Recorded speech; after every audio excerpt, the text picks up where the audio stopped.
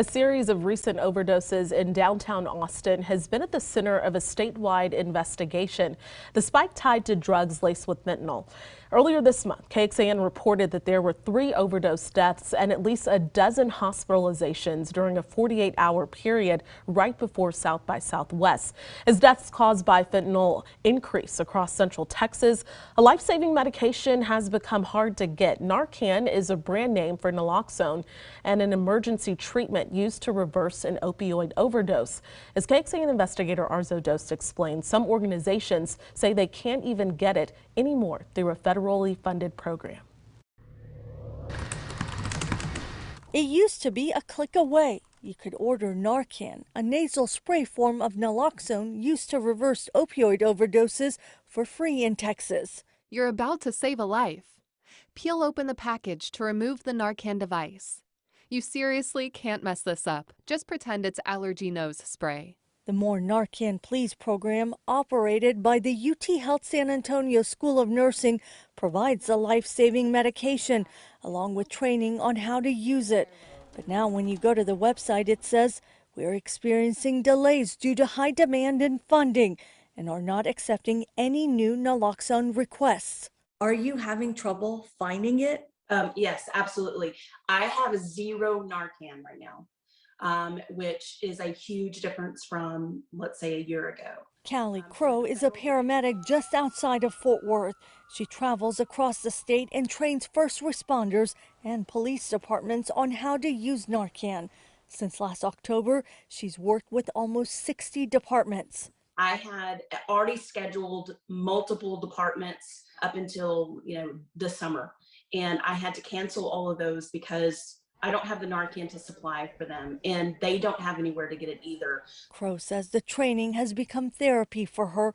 She started doing it after she says her son Drew died from a fentanyl overdose in June of 2020.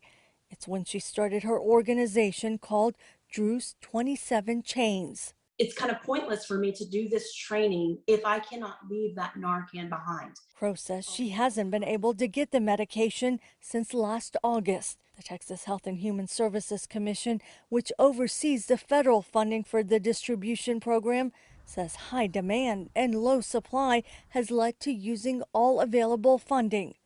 The state agency says funding fell to $4.6 million during the last funding year, a 22% decrease from the year before, when $5.9 million went to the program statewide. It added, though there's been less funding, the state did not reduce the expected amount of naloxone to be distributed. This is what the Narcan you order from our website will look like. Right now, the state says it's working with organizations to redistribute their unused naloxone, and so far have been able to get about 1,400 to 1,600 doses. There's lives to be saved, and they can't be because we don't have it in our hands. Crow says through her training, 19 lives have been saved across the state. She worries what the shortage could mean on saving more Texans. It's so disheartening to answer phone calls all day long and say, I don't have it either. And it's sad because every time I say that, I see Drew's face. I see, that's another Drew, and they won't be able to have the opportunity to live and get better. Arzo Dost, KXAN investigates. The More Narcan Please website says you can get naloxone at all CVS pharmacy and Walgreens locations.